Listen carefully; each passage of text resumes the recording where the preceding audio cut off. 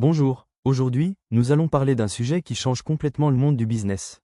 Le marketing moderne assisté par l'intelligence artificielle. Le marketing digital en 2025, ça évolue à une vitesse folle.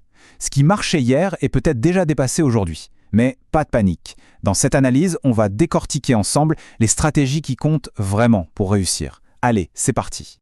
Tout part de ce constat. Et ça a absolument tout changé. Pensez-y une seconde. Avant, pour acheter, disons, une voiture, il fallait aller voir le vendeur et se fier à ce qu'il disait.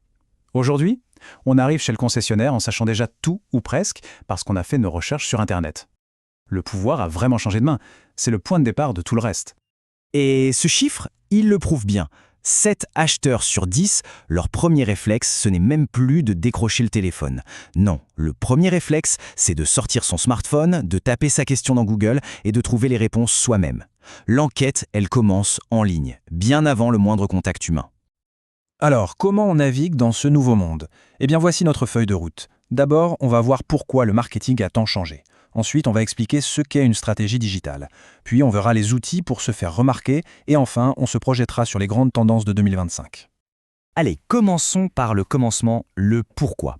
Le changement, il est fondamental. On est passé d'un marketing qui interrompt les gens dans ce qu'ils font à un marketing qui leur donne l'information qu'ils cherchent au moment précis où ils en ont besoin. Le contraste est saisissant, hein. D'un côté, on avait l'ancien marketing, celui qui dérange, qui appelle à froid en espérant tomber juste. Le fait est là, 90% des gens ne répondent jamais à ces appels. De l'autre côté, on a le nouveau marketing. Une personne cherche activement une solution et une entreprise se rend visible, utile pour lui apporter la réponse. En gros, le but n'est plus de trouver des clients, mais bien d'être trouvé par eux. Bon, d'accord, le problème est clair. La solution, ce n'est pas de faire des actions au hasard sur Internet, non. La solution, c'est de bâtir une vraie stratégie digitale. Voyons un peu en quoi ça consiste. Le marketing digital, au fond, c'est assez simple. C'est une stratégie. Le mot-clé, c'est vraiment stratégie. Ce n'est pas poster une photo sur les réseaux de temps en temps. Non, c'est un plan d'action, un plan réfléchi qui utilise les outils du numérique pour un seul et unique but, gagner des clients. Et cette stratégie, elle repose sur un parcours hyper logique en 4 étapes. On peut voir ça comme une relation. D'abord, il faut attirer l'attention. Ensuite, il faut engager la conversation, créer un lien. Après ça, on cherche à convertir cet intérêt en quelque chose de plus concret, comme un achat. Et enfin, le but du jeu, c'est de fidéliser, pour que cette relation dure et que les clients deviennent de véritables ambassadeurs. C'est ce chemin qu'on va suivre. Passons à l'action. On va se concentrer sur la toute première étape, qui est absolument cruciale. Comment on fait pour attirer cette fameuse audience? Pour ça, il y a, on va dire, 3 grands leviers. D'abord, le SEO, ou le référencement naturel.